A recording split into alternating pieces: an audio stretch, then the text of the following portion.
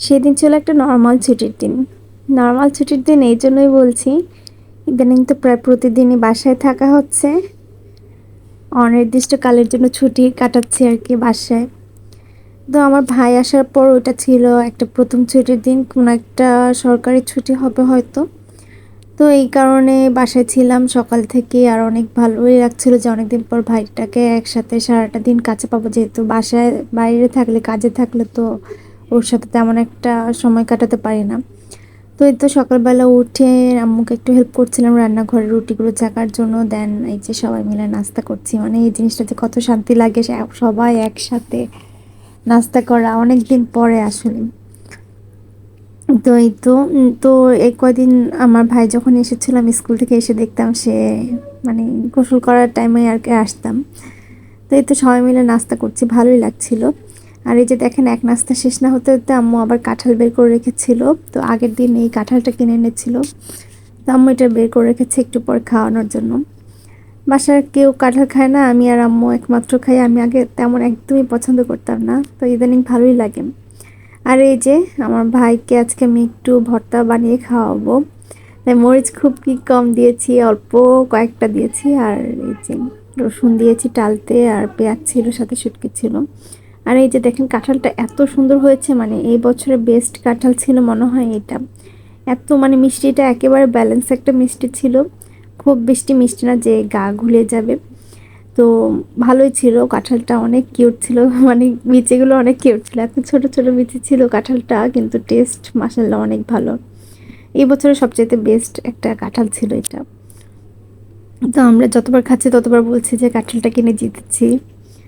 তো কার কার কাঁঠাল খেতে ভালো লাগে, আসলে কাঁঠাল এমন একটা জিনিস, মানে ভালোই লাগে, সামনে আসলে কখনো না করা যায় না এরকম মনে হয়। একসময় আমার একদমই ভালো লাগতো না, তবে এখন কেন জানি ভালোই লাগে খেতে। যাই হোক, ওদিন আমি যেহেতু ভর্তা করেছিলাম আর আগের দিন গরু মাংস খাওয়া হয়েছে, মানে বেশ কয়েকদিন ধরে মাংস টাংস খাওয়ার কারণে কোনো কিছুই ভালো লাগছিল না, তরকারি জাতীয় জিনিস। তো বেগুন ভাজি করব, আর হলো যে ভর্তাটা করব, আর কিছু তরকারি রয়েছে। তো সেই গরুর মাংস দিয়ে সবাই মিলে একসাথে খাবো আর কি। তো আমি এখানে যেহেতু ভাজাভুজির কাজ আমার কাছে ভালোই লাগে, আর বাসায়ও ছিলাম সেদিন, তো এখানে আমি বেগুনটা ভেজে নিচ্ছিলাম। বেগুন ভাজা আমার ভাইয়ের, ছোট ভাইয়ের অনেক বেশি পছন্দ। আর এখানে যেরকম সময় দিয়ে আস্তে আস্তে করা হয়, ওখানে তো আর অতটা সময় দিয়ে রান্না বান্না একদমই করা হয় না, শর্টকাটে যেগুলো হয় আর কি নর্মালি আমার ভাই সেটাই করে। তো এই যে বারান্দায় একটু এসেছিলাম, কী কারণে মনে নেই ঠিক, তো এসে দেখি এই যে দেখেন এই পুঁই শাকগুলো কিন্তু নতুন করে আবার আগা বের হয়েছে, দেখতে খুবই ভালো লাগছে, আর পাতাগুলো অনেক সুন্দর হয়েছে। তো এর মধ্যে আমি বারবার মানে একটু পর আবার রান্নাঘরে আসলাম, দেখলাম যে কী অবস্থা। তো এখানে বেগুন ভাজিগুলো হচ্ছিল, তো আমি এখানে বাটাটাও নামিয়ে ফেললাম, ভর্তাটা করে ফেলবো দেখে, যেহেতু সব কিছু ডালা আছে, করতে একদমই সময় লাগবে না। তো আমার ভাই খাবে দেখে ঝালটা একটু কমই দেওয়া হয়েছে। নর্মালি আমার ভাই লাল ভর্তা পছন্দ করে, কিন্তু অনেক দিন যেহেতু সে দেশের বাইরে আছে আর অভ্যাস নেই তেল মশলা ওরকম আগের মতো খাওয়ার, তাই ঝালটা খুব একটা দিলাম না, যাতে ওর অসুবিধা না হয়। তো এই যে দেখেন কালারটা কিন্তু খুবই সুন্দর, এই অবস্থায় খেলে কিন্তু ঝালটা ঠিকই ছিল, কিন্তু যে পেঁয়াজ আর রসুনটার কারণে ঝালটা কমে গিয়েছে, মানে ব্যালেন্সে চলে এসেছে। আর আমার কাছে কেন জানি ভর্তা খুব বেশি ঝাল খেতে একদম ভালো লাগে না, কারণ ঝাল বেশি হলে ভর্তার টেস্ট লাগে ঠিকই, কিন্তু পরিমাণটা খুব কম হয় খাওয়াটা। তো এই তো, আর আমার ভাই পেঁয়াজ দাঁতের নিচে পড়া একদম পছন্দ করে না, যেই কারণে পেঁয়াজটা খুব ভালো করে ফিনিশিং করে বাটলাম। নর্মালি আমরা যদি খেতাম খালি, তাহলে হয়তো আদা বাটা দিয়ে পেঁয়াজটা রেখে দিতাম। তো আমার ভাই যেহেতু খাবে, ওর পছন্দটা মাথায় রেখে সব কিছু করছিলাম। আর ভর্তা বানাবো আর বাটায় মাখা ভাত খাবো না তা তো হয় না, এটা আমার সবসময় করতেই হবে যত টায়ার্ডই থাকি না কেন। তো এই যে পাটায় ভর্তা মাখিয়ে খেয়েও ফেললাম, সাথে আবার একটু বেগুন ভাজিও নিলাম, দেখলাম কেমন লাগে, টেস্টটা ভালোই ছিল। আর এই যে দেখেন বেগুন ভাজিটাও এর মধ্যে হয়ে গিয়েছে, কি সুন্দর হয়েছে দেখতে না, আমার ভাই তো খুব এক দেখায় পছন্দ করে ফেলেছে যে কনাপু আসলে অনেক সুন্দর হয়েছে। তো ওকে দেখাতে নিয়ে গিয়েছিলাম। তো এই তো সবাই মিলে এখন খেতে বসলাম। এটা ছিল যে ভর্তাটা লাল হওয়ার, মানে আশা করেছেন যে লাল হবে, টকটকে লাল, কিন্তু মরিচ যেহেতু বেশি দেয়নি, তো কালারটা ওরকম আসে না, কিন্তু টেস্ট মাসাল্লাহ অনেক মজা হয়েছে, আমার ভাই অনেক পছন্দ করেছে।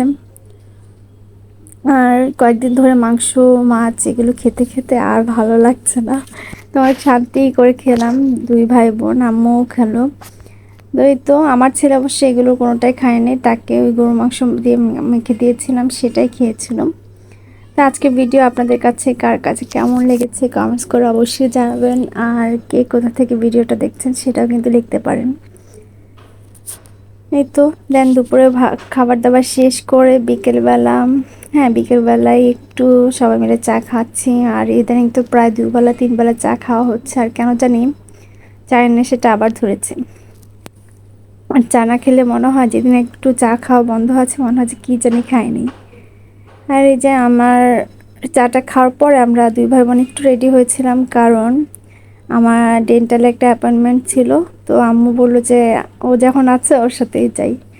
তো দুই ভাই বোন মিলে মনে হয় যে প্রায় 2 বছর পরে আর কি বের হচ্ছি।